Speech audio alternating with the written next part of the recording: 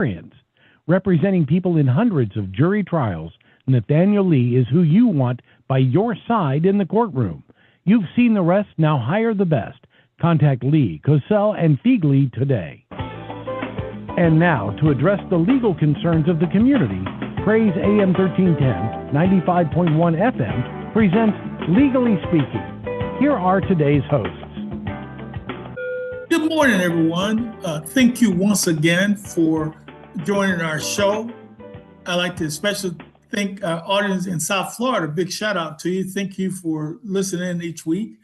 And of course, this week we have our superstar panel, Attorney Vanita Banks, Master's in Tax, also cybersecurity expert. And we have the general, we have Marlon Prime, former assistant U.S. attorney, and he represented the federal government for about 30 years.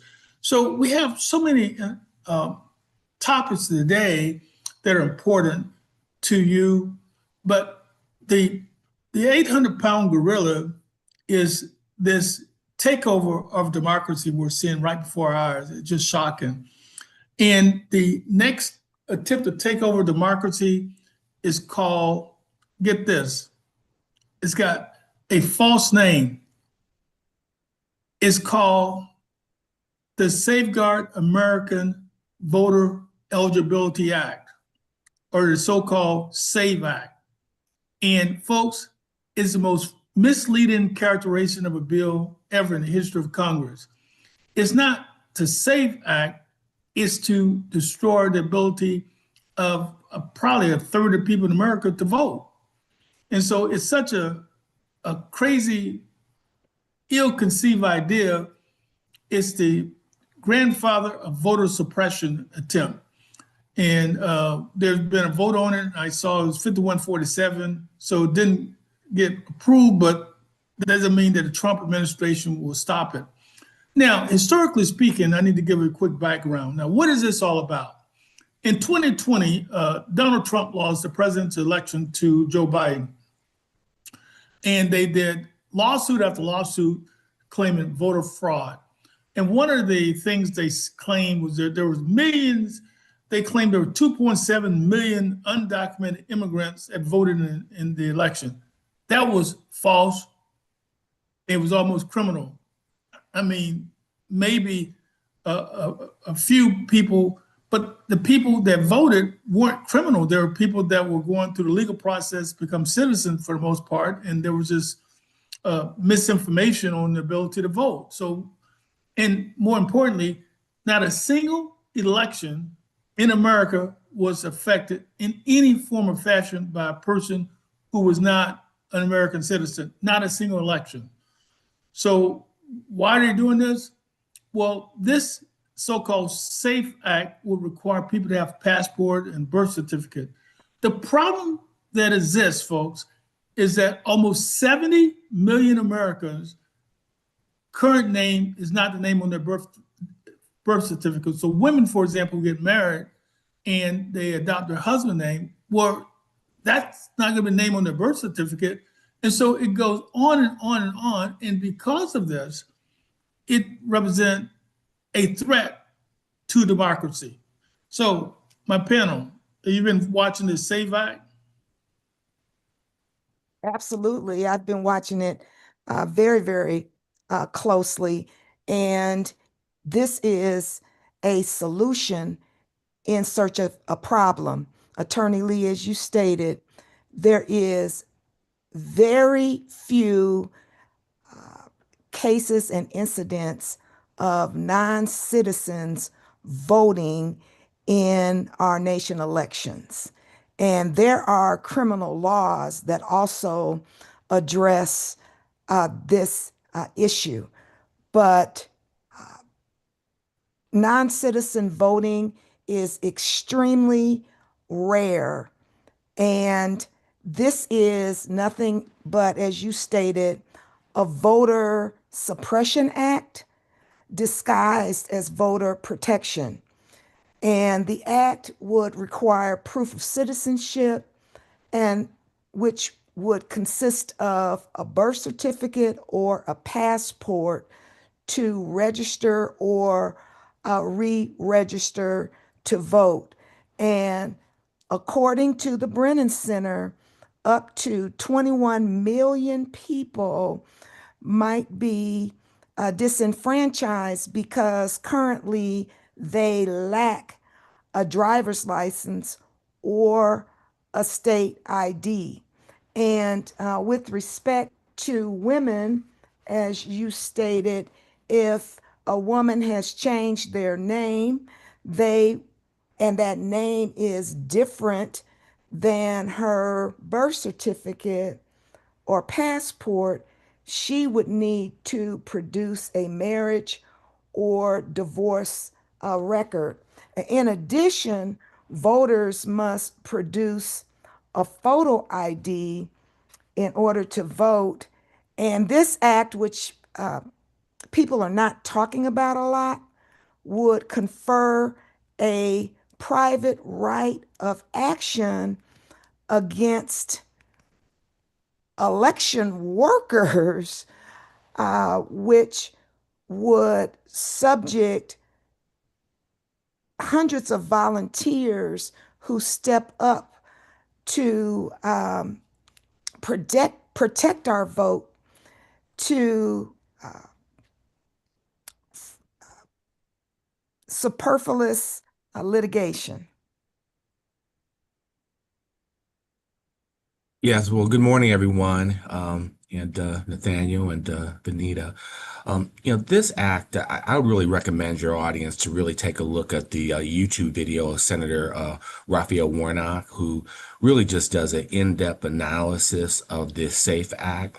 And I think a couple points that I wanted to make real quick that he made is that, our country really only became a democracy in 1965, and that was after the passage of the 1965 Voter Act. Because before that, there were always attempts to, limit the jury pool, not the jury pool, but limit the voting pool. And, this is really an attempt, as Raphael Warnock indicated, to really, reduce the pool of eligible voters. Now, he basically coined it that it should, instead of calling it the SAFE Act, it should be the Driver's License Isn't Good Enough Act. Because, as you rightly indicated, that in many instances, your driver's license is not going to be enough. And then furthermore, there's no evidence that there was any, widespread fraud to really result in this legislation, according to the president, being the number one priority. And then Raphael Warnock quoted a White House official who indicated that we want the right people to vote. And that's really what this is about. It's about ensuring that, the president and his policies that are very unpopular across the country, even amongst his base, they cannot be held accountable. They can't be fired. And that's just anti-democratic. So it's really important. I think the Democratic Party, they have to do a better job in terms of messaging, what Raphael Warnock has said, and maybe, limit it. And so people really understand, because you're really fighting, you're fighting talk radio, you're fighting conservative media. And there's a lot of misinformation out there about what the SAFE Act will do and won't do. And I think you're absolutely right. I mean, it could result in a number of people being disenfranchised. And the last thing I'll say is that, you're right. There's so many people that do not have passports. And anybody who has, had to, go back and get a birth certificate, hey, these are difficult tasks. A lot of these places aren't on the bus line. You have to pay, fees to get an original birth certificate, finding marriage licenses and things of that sort. And what it's going to do, people that have jobs, that are working, that may not get time off, what they're going to say is, hey, I don't have time to do it. And that's the whole purpose. The problem with this legislation, it's going to encourage a lot of people just to stay on the couch and not, exercise that fundamental aspect of democracy, casting a vote. So it's very unfortunate. I think people just need to really be informed about it. And right now, Nathaniel, you're right that it did not pass the Senate, but the push right now is to get rid of the filibuster so there won't be a 60 vote threshold. So there's a lot of pressure right now. And if that happens, then it will become law because more than 50, they got more than 50 votes in the Senate. So we really have to be cognizant of that and really, make sure that we're educating our public about the clear and present danger this could be to our democracy. Now, for the benefit of our audience, I want to clarify some misconception. First of all, the biggest problem that I have when I'm out in the community, I just left a funeral day for a dearly departed friend. But one of the things that I keep running across is that if you've been convicted of a felony, if you've been time in prison, if you spent time in jail, once you get out, you're eligible to vote. So only a few states restrict your right to vote if you're a convicted felon or spent time in prison or jail. And so your rights to vote is fully restored upon your release from jail or prison. So in other words, so even if you have numerous felony convictions, the day that you leave jail, you're eligible to register to vote or vote. And so I want everyone to pass that information on because I ran into a young voter and I was just astounded that she was telling me she had a low-level misdemeanor and said, well, I got a misdemeanor, I can't vote. Where in the hell you get that from? You got a misdemeanor and think you can't vote? And by the way, as a first offender, so what makes you think you can't vote? Well, somebody told me that. And one of the other problems I've experienced is that some of the people that have spent time in prison, somehow somebody have misinformed them that they can't vote. Folks, the day you get released from jail or prison, you're eligible to vote. And so despite these efforts to engage in voter suppression, our biggest problem is that you got to get off your posterior, particularly the next couple of years, and make sure you vote and you call everybody else. So the Republicans with the SAVE Act is trying to destroy your right to vote. And hopefully our people in Congress will continue to fight against it so that dreadful law never passes. Now, the second issue, Attorney Banks, Illinois is on the verge of making history again in that Senate race. What happened?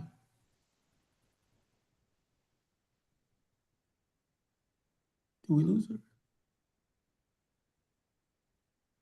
Okay, we lost her. I've lost, okay. I'm so sorry. I was on mute. An exciting Tuesday night here in Illinois. The Illinois general primary saw increased momentum and turnout. And there was a huge election, a generation election for the Illinois U.S. Senate. We saw Illinois Lieutenant Governor Juliana Stratton decisively win her primary race by 40% of the vote, with Raja Krishnamurthy, U.S. Congressman representing the 7th district, second place, 33% of the vote, and Robin Kelly, 18% of the vote. Now, I read that this Senate election was the second most expensive in history, second only to the Georgia Senate election, resulting in the election of Senator Ossoff.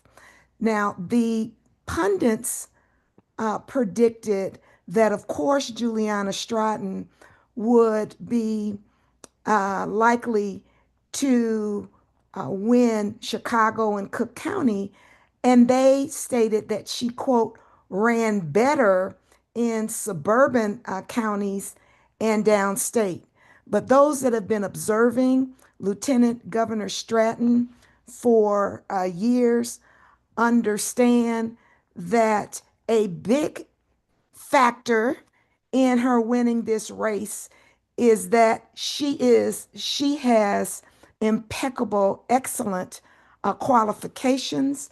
She ran on a platform track record of success, governing with Governor Pritzker. She, their accomplishments are many, including raising the minimum wage here in Illinois, creating thousands of jobs, decreasing cost of prescription drugs, and making child care more affordable. She ran on a message of give the people what they want. And so, in her role as lieutenant governor, she has canvassed this state, listening to its citizens, and ran on a platform of Medicare for all, raising the minimum wage to $25, and abolishing ICE. Again, a very expensive race. Uh, of course, Governor Pritzker contributed highly to her campaign. There was lots of PAC money infused in this campaign from both the AI PAC as well as crypto money flooded into the campaign. But at the end of the day, this historic Senate race, uh, Lieutenant Governor Juliana Stratton would be and predicted to be the sixth Black woman to serve as a United States Senator. And the first, of course, was the Honorable Carol Moseley Braun, again from the great state of Illinois. In Yeah, I the think it's just second, of course, Marla, I know you were speaking. I heard, sorry for cutting you off, was the Honorable Barack Obama. right, Ran right. statewide as well. Yeah. Well, I mean, I think it's just wonderful that you got a chance to win the primary, and I think it's really important for your listeners, Nathaniel, that may not live in Illinois to really understand how important this is to have someone that is, speaking truth to power and really talking about issues, bread and butter issues that impact everyday Americans. At the start of the show, I talked about the, powerful speech on the Senate floor from Senator Warnock. And this is information you normally do not get from the mainstream media, from podcasts. They have a unique perspective. And so, as a result of that, even though she may not be in your state, it's really important for all people, regardless of what state you're in. If these issues resonate with you, that Benita articulated, contribute to her campaign, support her campaign, because it's wider than just her constituents in Illinois. It's about a national platform and making sure that our country, moves in the right direction. She campaigned on a 29-point agenda, and I think it's a model for other candidates. As Attorney Prime said, across the nation, she has led initiatives, many of which she's looking to bring to the federal level. She's led initiatives for 11,000 new public preschool seats here in Illinois. She's increased K through 12 funding, and she also initiated a birth equity initiative to reduce maternal mortality here in the state. She chairs the governor's rural affairs in Illinois and also the Illinois Council on Women and Girls. So she's been a fighter for the people. And again, her message, give the people what they want, resonated. The people want candidates that will go to Congress and advocate for those issues that are important to them, including affordability, health care, housing, education, and social justice. Attorney Banks and Prime, she had one of the most dramatic commercials I've ever seen. And she had this one commercial where the people were saying "F Trump." I mean, they were actually using for profanity, and it was just fascinating. I seen that commercial and I said, "Whoa!" I mean, And so there's it one of her throwing um, Trump's plan into a fire. This is what I would do with ice, and she just threw these papers into the fire. And as Renee is saying in the chat, that Juliana Stratton proved that we don't have to be palatable to Republicans to win.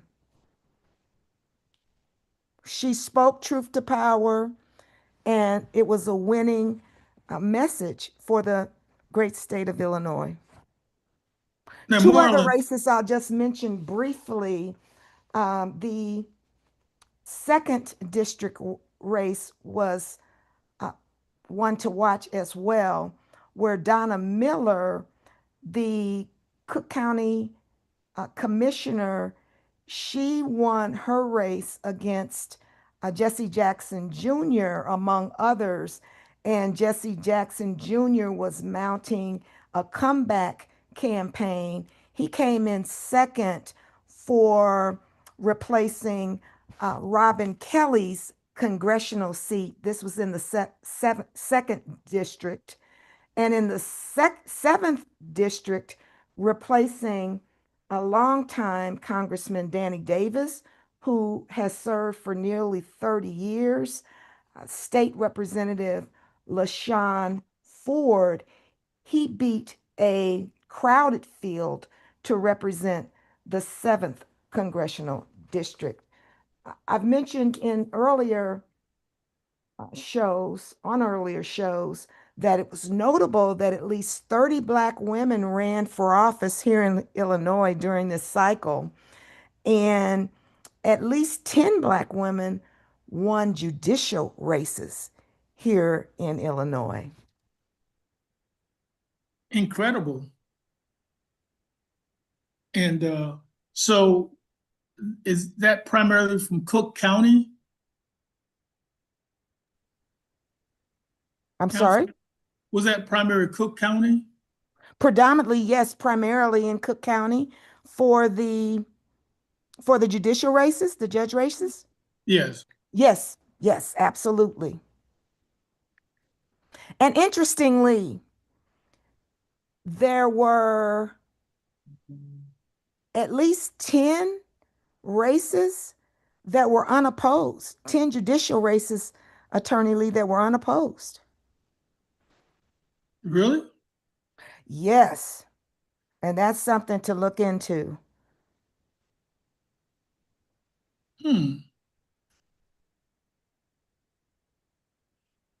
See, one of the problems that we have, Counselor, is that in Indiana, at the time in which democracy requires that voters be allowed to select candidates, in Indiana, they foreclosed that possibility in our judicial races.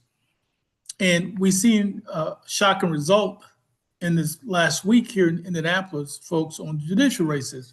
First, Republican Party took away the ability to actually select judges in Indianapolis by citizen. The second thing they did, they appointed a committee that consisted of people such as the Black Bar Association, was called American County Bar, the trial lawyers. And so it was a process by which people who had some knowledge of judges would be able to vote for them to run for office as a retention vote person, not an actual contested election, but whether or not you retain the person. And about 65 to 70% of the time, people vote yes to retain judges. But we saw a shocking result this week. We saw one judge get kicked off the ballot, another barely escaped. And it was based on the fact that the new rule now, the committee, which half is appointed by the governor and half by the Supreme Court Chief Justice, this new process, they will be able to disallow a judge from running for a retention vote. So now we've gone full circle. Not only have we lost our right to vote for judges, now we don't even get a chance to vote for judges who are sitting judges, because if they don't put them on the ballot, you can't vote for a person not on the ballot. So it's a strange process in American history. We've seen a takeover of these important process in democracy being overtaken by over-aggressive Republicans. And so it gives us more reason to vote than ever. And one of the reasons why there's such a domination of Republicans in Indiana, folks, is because of the dismal turnout of voters here in Indianapolis. I mean, we got 470,000 Democratic votes. We get like 210,000 vote in an election. So we can't win a statewide election until we get the numbers in Indianapolis up to 400,000 Democrats get out to vote. If we did that, we have a shot of winning the statewide election. We could win the election with a significant turnout here in the city. So I want to put that back on you, because every week I'll be saying the same thing. Make sure you register to vote, and make sure all your friends and neighbors vote. Now, one other thing about the Chicago Election Council, Jesse Jackson Jr., this right after his father was buried. And I thought that he would win because of the outpouring of grief and sorrow. And it was such a historic event with the funeral and stuff. And, what am I missing? What happened to him? Well, I'm not sure, but I can say that one, he announced his election, although many speculated that he would run for this second district seat, that he announced his election formally on October 25th, 2025, which was his father's birthday. And so by that time, Donna Miller had already been running very, very aggressively.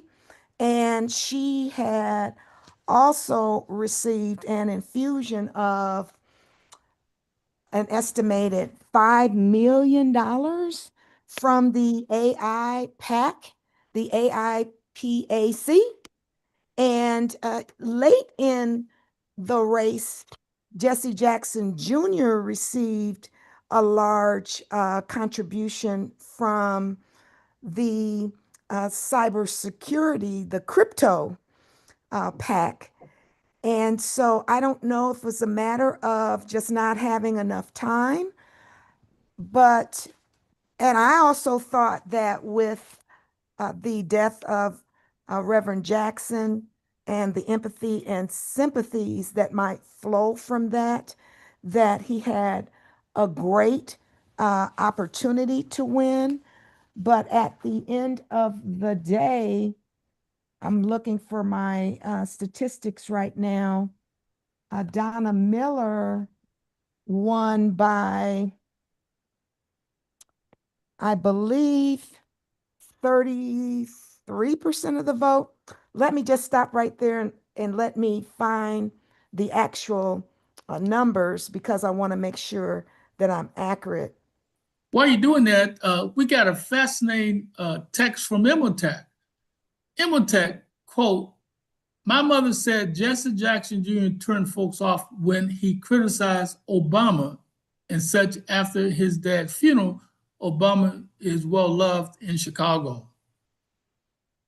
I did see a snippet of that, and I thought that I met Jesse Jackson Jr., and he was such an articulate guy. I thought he'd be a presidential candidate, and then he ran into some financial issue in terms of campaign money that he had spent. But I was hoping that they gave him a pardon, because I thought he was a rising superstar. He didn't make a mistake, but he paid dearly for it. And I thought that when he was criticizing Obama and the politician, my impression, counsel, was that he was pandering to the Trump people, maybe to get a pardon. I was thinking about that. I was thinking, why would he say something so ridiculous because I thought their speeches were well appropriate because they were talking about the great icon Jesse Jackson and the things he had done and the political stances that he has taken. And what they said would be an accurate depiction of what his view would have been during his career. And he would have been wholeheartedly opposed to some of the things that the current administration is doing.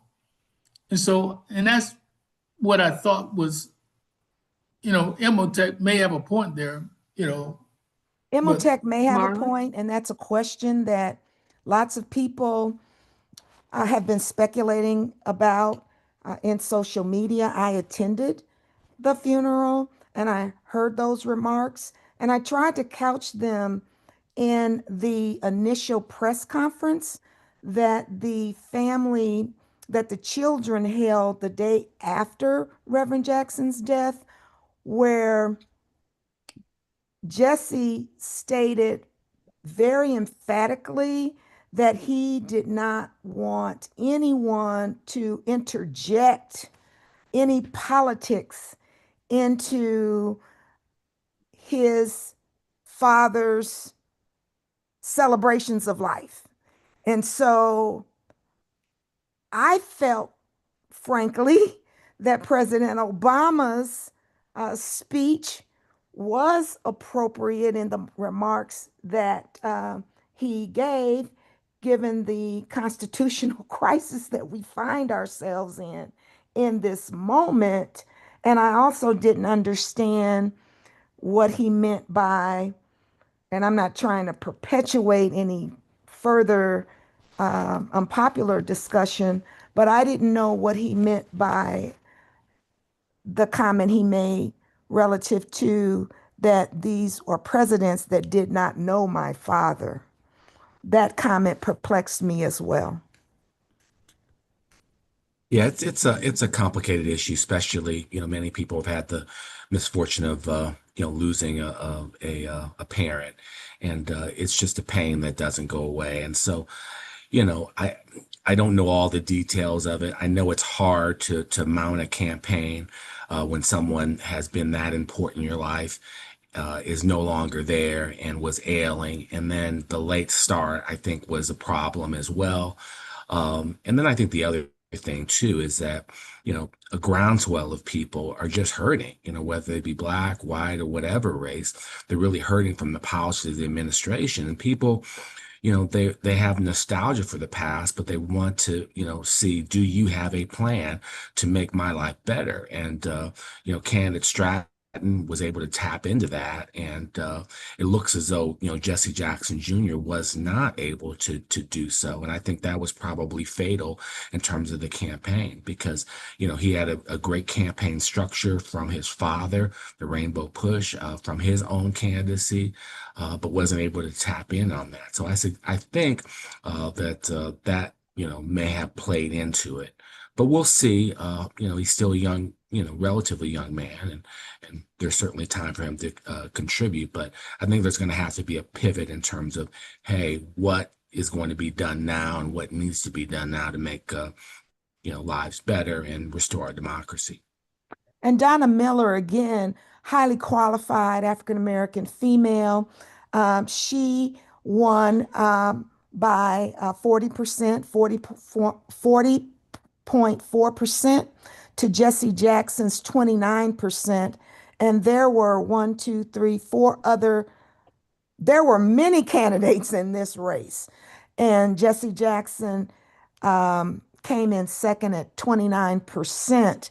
And Donna Miller, she consolidated support across key parts of the district, and she ran for a long time. And she also benefited, in addition to her qualifications, she benefited from a large infusion of support from the American Israel Public Affairs Committee, who has the right to support campaigns, and they funneled more than $4 million into ads promoting her campaigns.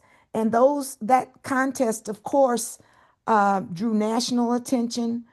in part because of a group, Affordable Chicago Now, gave her substantial airtime as well in the Chicago media market, and they also funded mail pieces highlighting her record.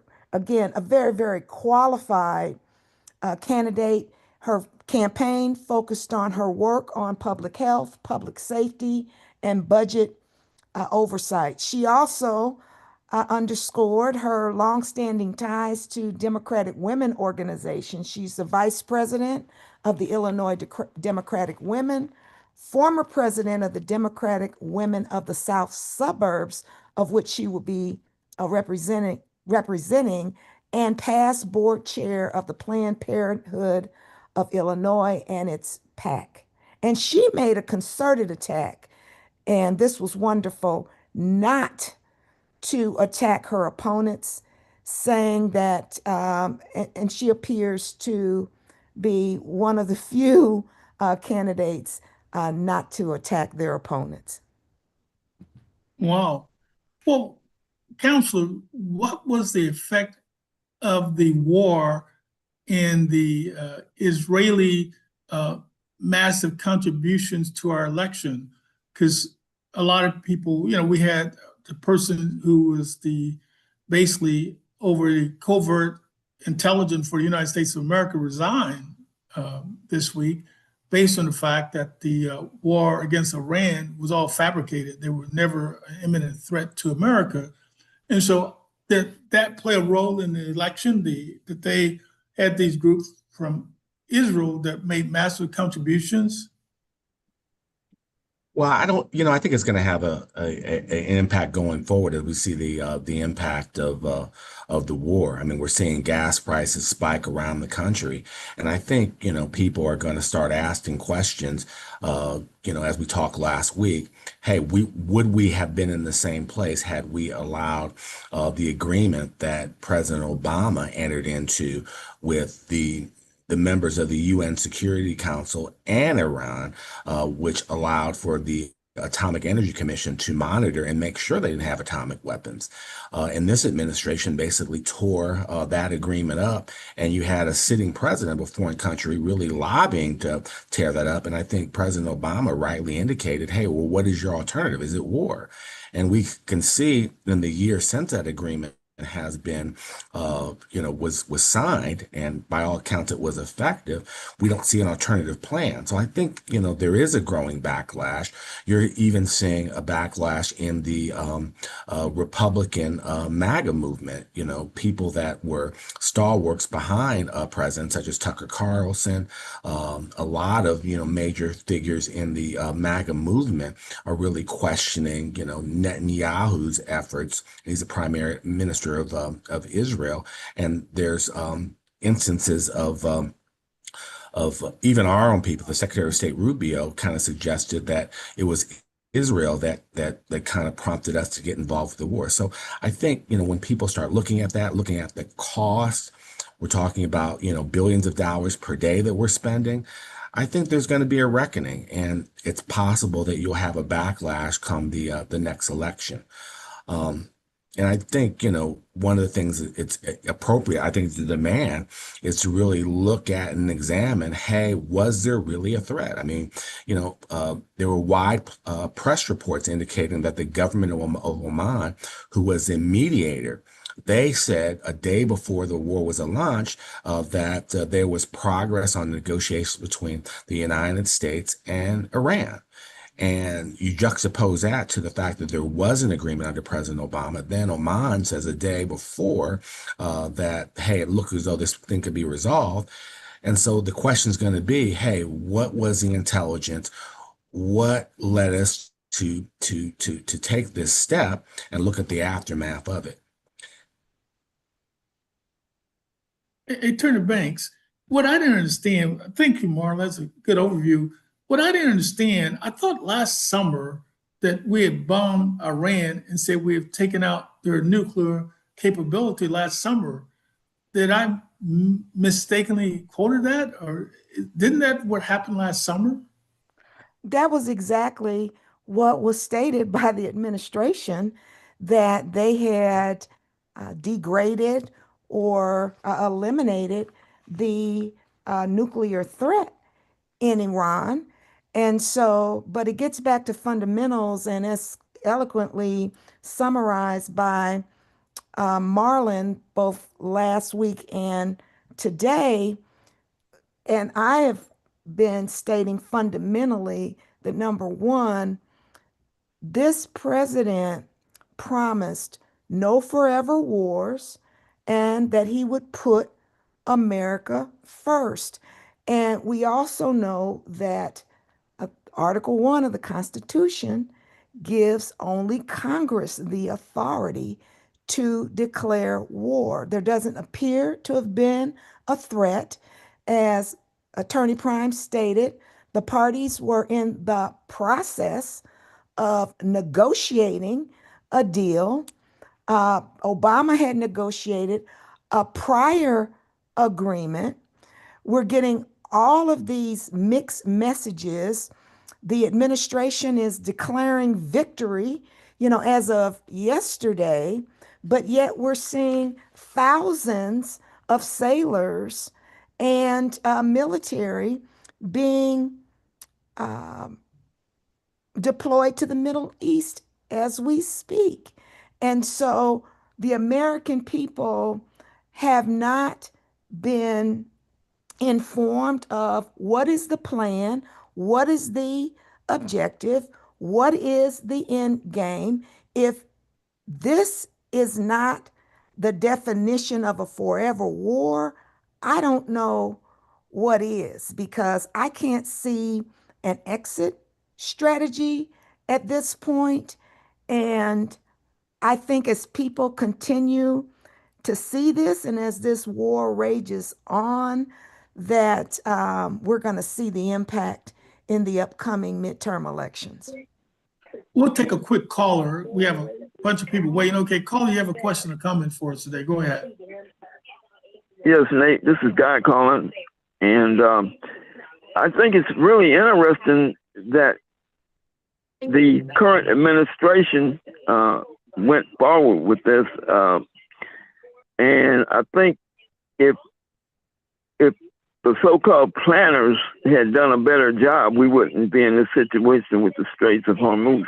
Now, the thing that's interesting to me is we're talking about, for Muslims, this is Ramadan, a holy celebration.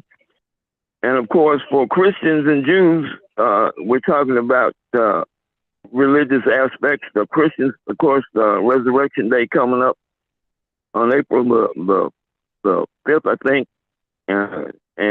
But anyway, it's a religious time, and it seems like it's very interesting why this took place at the time it did. So I don't know if the so-called geniuses in the federal administration took this into account, but this is going to have ramifications all over the world, because Muslims all over the world now, there's different sects of Muslims.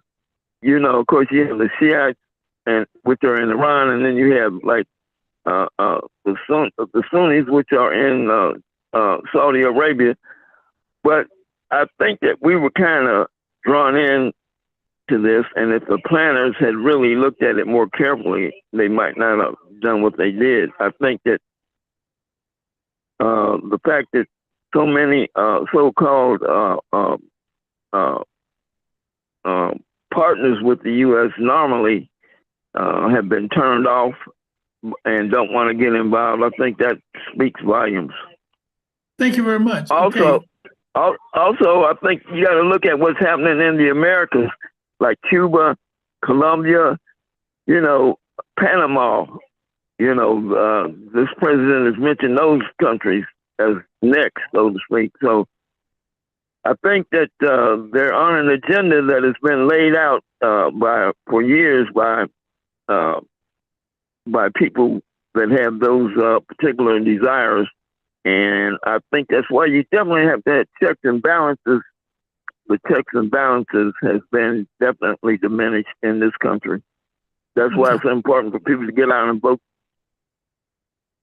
Okay, next caller, you have a question or comment for us? Go ahead. Hi, this is Renee from New York, and I just want to first apologize for last week when I was talking to my triplets and I didn't have it muted. But the next thing I wanted to say is that what I think Americans are not realizing is this is the war in Iraq was not planned. It was if it was planned, it was poorly planned, because I don't think that the White House administration, I call them the regime, did not realize. Well, I think some of the experts did, but the head of the White House didn't want to listen, that this was going to be a problem if they attacked Iran.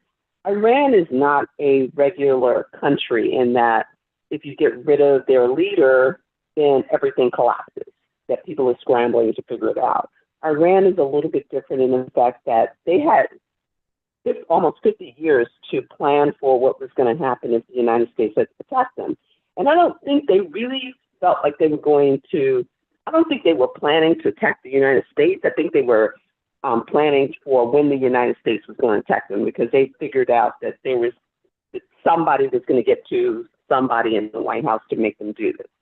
And so what they planned for was that if the head of the state got taken out, their whole system would still work and function as they planned it to function.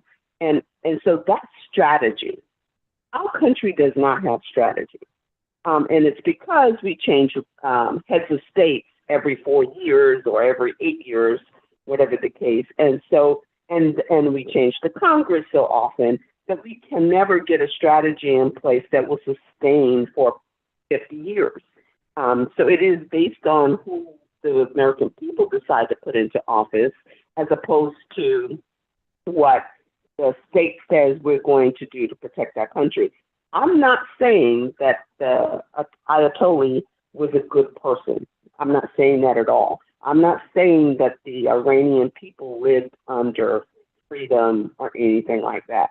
I don't know the numbers, but I don't believe the numbers that are coming out from America, from this White House, about how many Iranians were actually murdered and killed and who did it, as opposed to listening to BBC or some of the other channels in other nations that have a more realistic and truth on the pulse.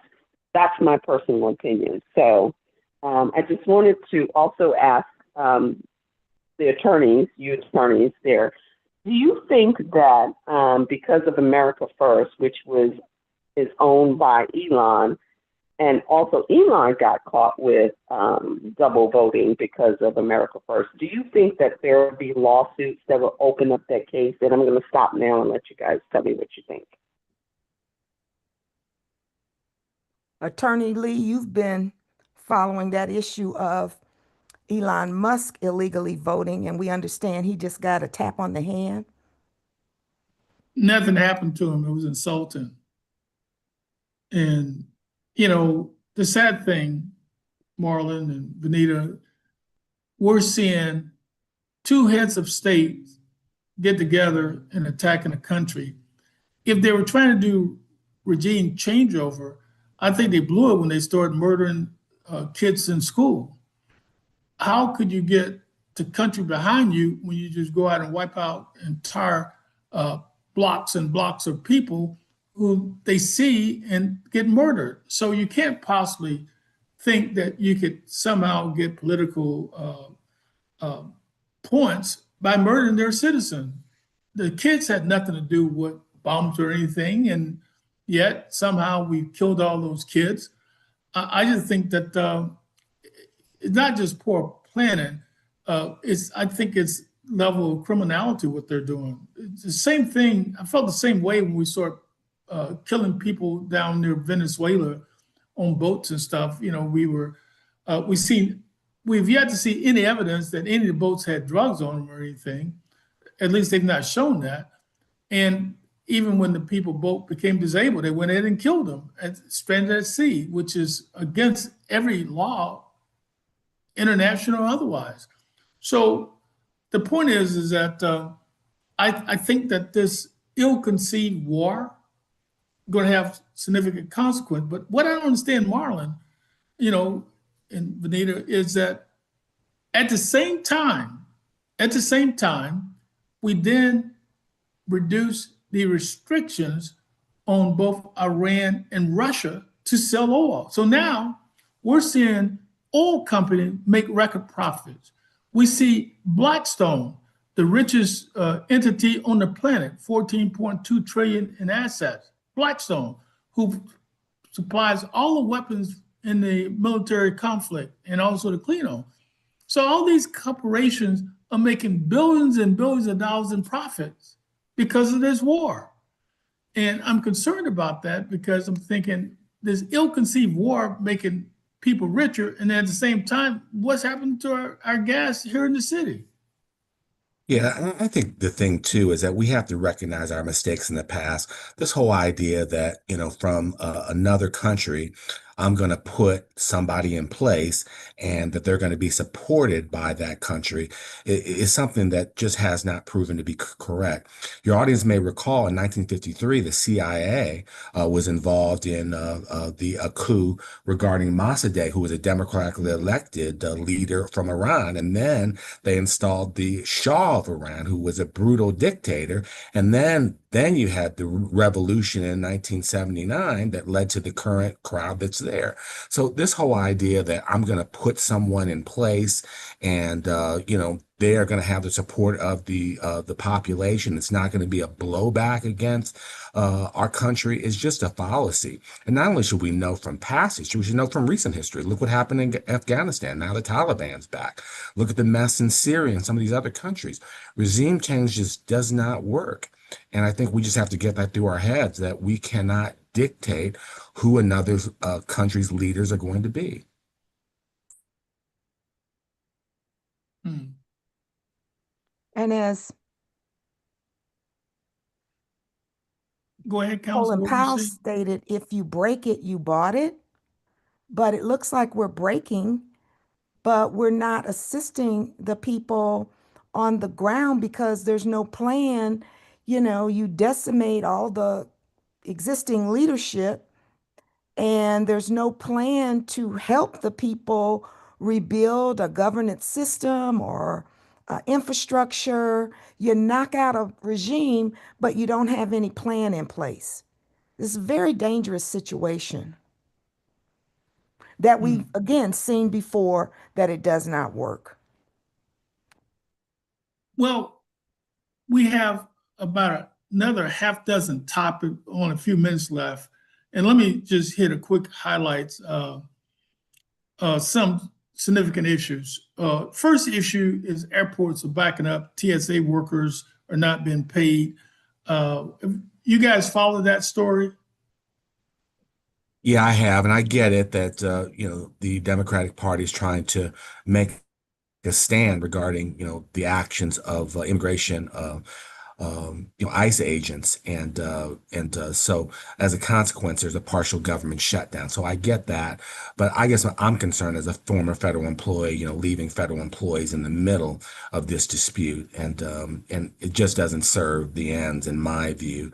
If we can find another way of showing our outrage regarding what's been done, perhaps even impeachment of those in leadership, but to put the federal employees as hostages and they're not getting paid, that's problematic for me.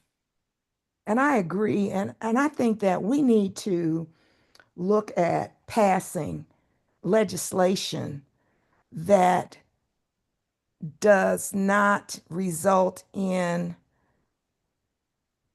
federal employees not getting paid. And we can look across the government, but I think we have to start with the Department of Homeland Security.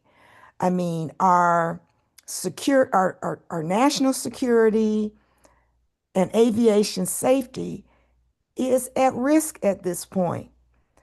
And to have TSA personnel operating without pay is unacceptable. And we have to find a way to fix that. And in addition to uh, TSA and the Department of Homeland Security, which, as you know, is experiencing a partial shutdown since mid-February, um, ICE and FEMA, Now, let's just delete ICE from that conversation. FEMA and the Coast Guard, they're unable right now to carry out their fundamental duties. And again, that's placing our safety and homeland security at tremendous risk. Hi, attorneys. Can I chime in again? This is Renee. Just real quick. That it is not the Democrats who control Congress, but yet everyone will always want to say that Congress, it's not the Democrats, it's the Republicans who are doing this. If they have the power, they can fix it. Why does everybody always want the Democrats to bend the knee or fix things? As you know, every election that involves a Democrat as a president, we've had to fix everything that a Republican did as a president. It is not the Democrats. We need to start calling balls and strikes. Stop saying it's the Congress. It's not the Congress. It's the Republican side of the Congress. And I get so disturbed and annoyed, not with you guys, I'm talking about in general, when the news coverage and mainstream media and all the other platforms want to talk about that it is the Congress. No, it is not. It is the Republicans. We need to call it balls and strikes that are doing this. The Democrats don't want anything to do with it. They want everybody funded. They want stuff for American people. But the Republicans are using these TSA workers and the as hostages to get what they want, which is not in the benefit of all Americans, not even their own constituents. And thank you. I'm going to hang up and let you guys continue. Thank you so much. Closing comment, counselors, go ahead. I think you're go ahead. I'm sorry. You go ahead, Janita. No, go ahead. I was just going to say, I agree with our caller, Renee, wholeheartedly, in that the reforms of ICE that the Democrats are asserting are reasonable. No mask, no warrantless searches. We want, training.